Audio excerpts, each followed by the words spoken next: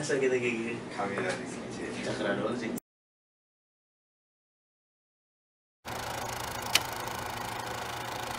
Bisa disebutin nggak ini selaku operasional dari Soundhead Studio ini siapa aja nih yang mau ngobrol sama kita dari sini? Ya, oke, nama gue Cakra. Uh-huh. Gue salah satu owner dari Soundhead.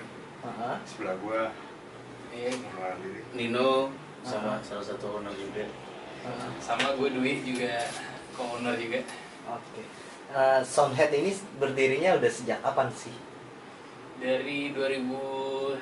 2017. Iya. Kalau bisa diceritain kenapa latar belakangnya berdiri Soundhead dan mengambil nama Soundhead Studio? Gue Latar belakang berdirinya sih karena gue denger Cakra habis dia selesai kuliah sound engineer, gue langsung pikiran studio enak nih, udah ada sound engineer-nya.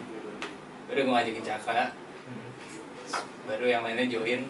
Tapi kalau nama studionya itu Cakra sih yang bikin. Nama studionya ya Gamai sih dulu, karena kita tujuan bikin studio itu kita mau ngerjain sesuatu apapun deh yang berhubungan dengan sound gitu kan.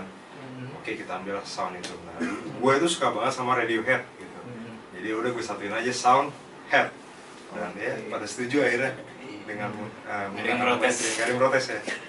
Iya, gitulah. Nah, sampai sekarang ini udah berapa banyak band yang mungkin dilahirkan ataupun band-band yang sudah terjun di dunia industri musik itu berapa banyak yang telah di Soundhead ini? Banyak banget sih. Banget sih. Tapi kalau yang lahir di sini sih nggak ada. Belum. Iya, kita belum sampai sana sih. Iya, baru paling yang udah settle baru latihan di sini. Latihan di sini, recording di sini, bikin album di sini, itu ada. Kalau itu sudah Baru. Tapi kalau lahir dari sini sih kayak belum. Belum ada.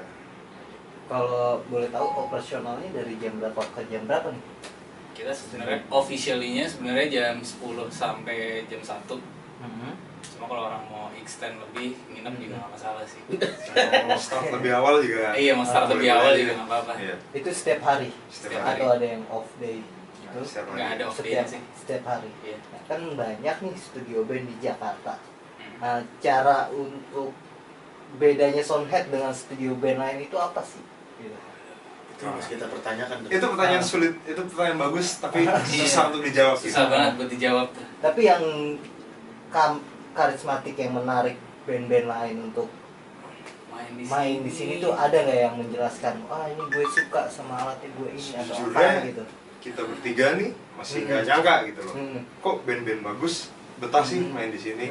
Tapi kalau dari review-review mereka ya, mereka suka satu mungkin lokasinya, kayak dari parkiran, terus ada di tengah-tengah, terus segi Rasa nyamannya sih. rasa nyamannya Betul, itu ya. Jadi kita nggak kayak studio band pada umumnya sih, maksudnya kayak ya kalau di sini kayak lebih kekeluargaan aja sih. Keluargaan banget yang Kayak bisa. kurang apa kita kalau bisa provide. Kalau Kalau dari operasional sendiri berapa sih biaya sewa studio ini?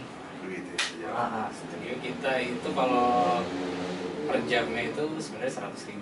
100.000 Iya. untuk track recording.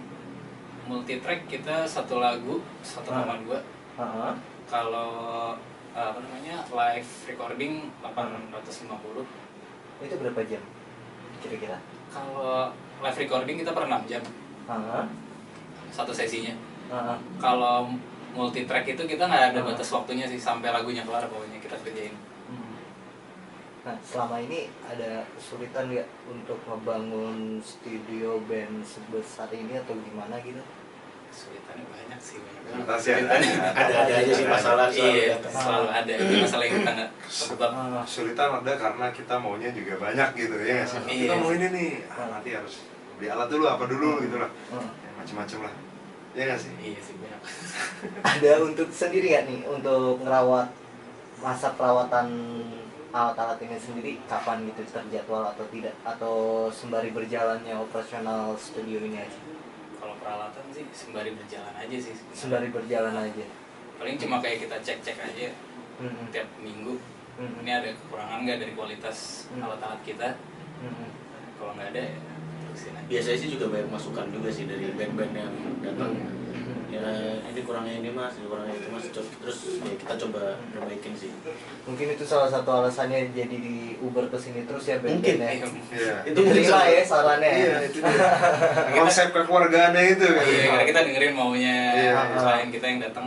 Ini kadang-kadang Ya. juga kalau pada main gitu ya, kayak misalkan main 3 jam terus mereka masih kurang ya.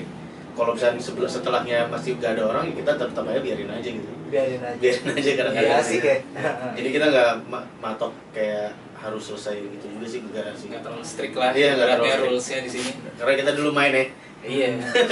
Jadi kalau Karena kita dulu juga ngeband juga, jadi kita tahu tuh rasanya kalau oh ini lagi udah mulai panas-panasnya nih kita ngeband nih, tiba-tiba ternyata waktunya udah habis. dan juga biasanya penjaganya kan suka mukanya kenceng tuh. Kalau di sini nyaman. Makanya Ada Mas Iksan di sini. Mas Iksan? Kalau boleh tahu nih operasionalnya kan tadi 24 jam ya hitungannya. Nah, itu mana sebenarnya? Itu sempat ada ya gangguan-gangguan gak sih dari pihak lingkungan atau gimana gitu? Ya alhamdulillahnya sih nggak ada tetangga ya di sekitaran sini. Iya. Karena di jalan raya banget. Fine-fine aja ya. Iya. aja. Fine-fine.